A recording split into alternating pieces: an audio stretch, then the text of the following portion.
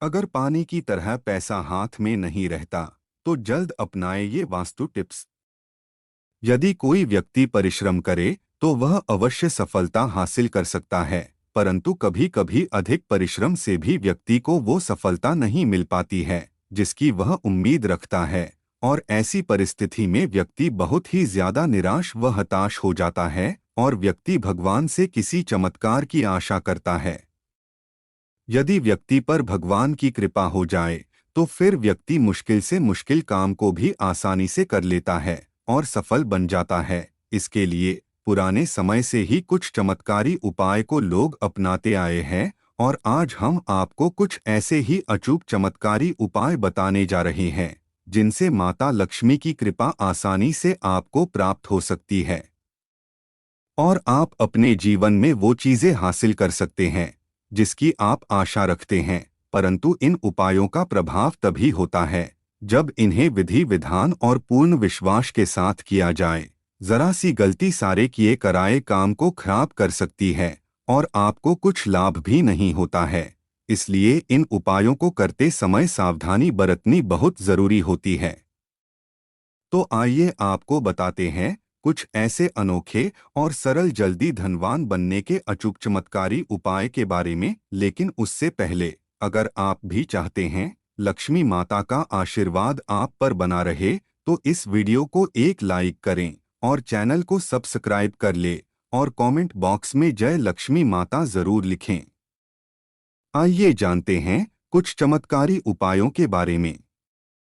Number 1, प्रतिदिन सुबह के समय जल्दी उठकर घर के मुख्य द्वार पर तांबे के लोटे में जल लेकर जल का छिड़काव करना चाहिए। यदि यह काम घर की महिला करे तो अच्छा रहता है।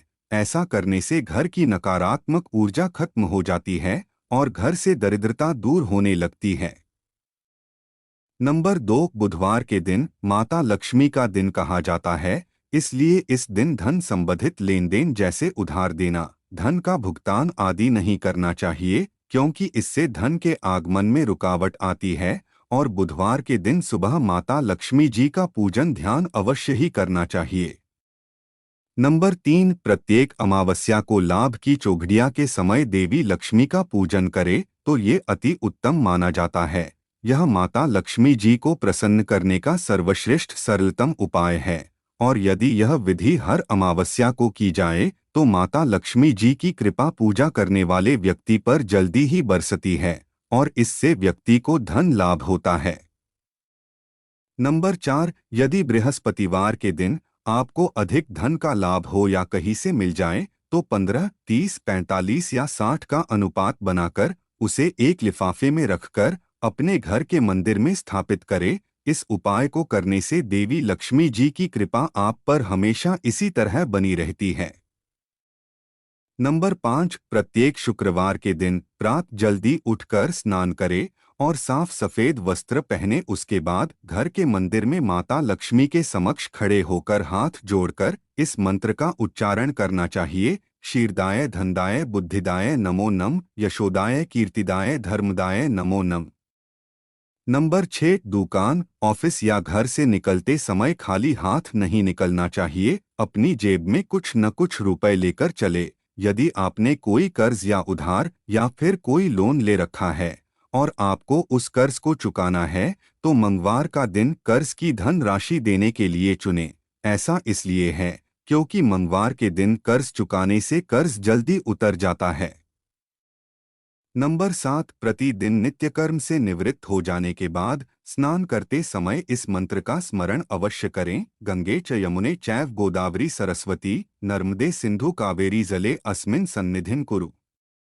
नंबर 8, लक्ष्मी जी का प्रतीक कौड़ियाँ। पीली कौड़ी को देवी लक्ष्मी का प्रतीक माना जाता है। कुछ सफेद कौड़ियों को केसर या हल्दी के घोल में भिगोकर उसे लाल कपड़े में बांधकर घर में स्थित तिजोरी में रखें और कौड़ियों के अलावा एक नारियल की विधि विधान से पूजा कर उसे चमकीले लाल कपड़े में लपेटकर तिजोरी में रख दें।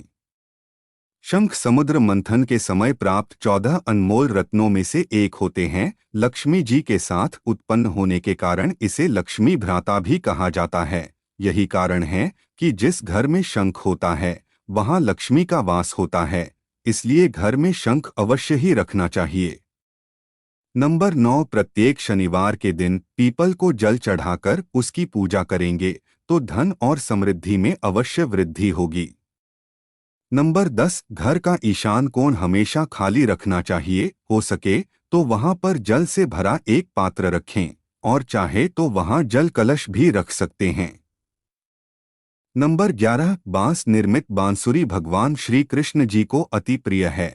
जिस घर में बांसुरी रखी होती है उस घर के सदस्यों में परस्पर प्रेम तो बना रहता है और साथ ही सुख समृद्धि की भी वृद्धि बनी रहती है। नंबर 12, दोस्तों, यदि आपके घर के अंदर काफी अधिक आर्थिक संकट है और इसकी वजह से घर में लड़ाई झगड़ा हो रहा है तो आप यह छोटा सा प्रयोग कर सकते हैं। यह एक अच्छा प्रयोग जिसके लिए आपको अधिक मेहनत करने की जरूरत नहीं है। इसके लिए आपको करना यह है कि तुलसी के 11 पत्ते लेने हैं और यह काम आपको सोमवार को करना है। अब पत्ते तोड़ते समय आपको मन ही मन ओम नमो भगवते वासुदेवाय नम मंत्र का जाप करते रहना है। उसके बाद पत्तों को अपने घर में लाकर सुखा देना होगा। उसके बाद अगले शनिवार के दिन गेहूं ले और तुलसी के पत्तों को उनके अंदर मिलाएं। इसके अलावा नागकेसर का जोड़ा व 100 ग्राम काले चने इसके अंदर डालें और उसके बाद इसको पीसवाएं या फिर पीस लें। उसके बाद इसको किसी पेड़ के नीचे डाल दें। उसके बाद घर आते समय किसी गरीब को पैसा दें। ऐसा करने से आपके घर में मौजूद आर्थिक संकट शीघ्र ही दूर हो जाएगी। आप इस बात को समझ सकते हैं। इस तरह से आप एक छोटा सा टोटका यह कर सकते हैं। यह आपके लिए जरूर फायदेमंद होगा। नंबर 13, शिव जी को बेल पत्र चढ़ाएं। दोस्तों, यदि आपके घर के अंदर दरिद्रता है या और आर्थिक संकट है तो आप यह भी एक छोटा सा प्रयोग कर सकते हैं। श्रावण मास के अंदर प्रतिदिन 108 बेल पत्र पर ओम नम शिवाय मंत्र को लिखें और उसके बाद अपने आसपास किसी शिव मंदिर के अंदर जाएं। उसके बाद वहां पर ऊपर दिया गया मंत्र बोलते जाएं और एक एक करते हुए सारे पत्तों को शिवलिंग के ऊपर चढ़ा दें। आपको यह प्रयोग रोजाना 31 दिन तक करना होगा। ऐसा करने से आपके घर में आर्थिक संकट दूर हो जाएगी और आपके यहाँ पर दरिद्रता समाप्त हो जाएगी। नंबर 14, घर में अधिक खर्च को रोकने के उपाय। दोस्तों, यदि आपके परिवार का कोई सदस्य अनावश्यक रूप से खर्च कर रहा है जिससे कि घर की आर्थिक स्थिति पर काफी बुरा असर पड़ रहा है तो आप यह प्रयोग कर सकते हैं। इसके लिए आप अलावा इससे अगले बुधवार को कुछ पैसा हिंजड़ों को दान करवा दें। ऐसा आपको 7 बुधवार करना होगा। उसके बाद वह इंसान अपने आप ही अनावश्यक खर्च करना अपने आप ही बंद कर देगा। इस तरह से आप प्रयोग कर सकते हैं। यह प्रयोग उन इंसानों के लिए काफी फायदेमंद होता है जो कि काफी अधिक खर्च करते हैं। हमने बहुत सारे लोग देखे हैं जो कि पैसा पानी की तरह बहाते हैं। यह प्रयोग आप महिलाओं पर भी कर सकते हैं। हालांकि इस प्रयोग के बारे में उनको पता नहीं होना चाहिए। दोस्तों, वीडियो अच्छी लगी हो तो लाइक और सब्सक्राइब जरूर करें। धन्यवाद।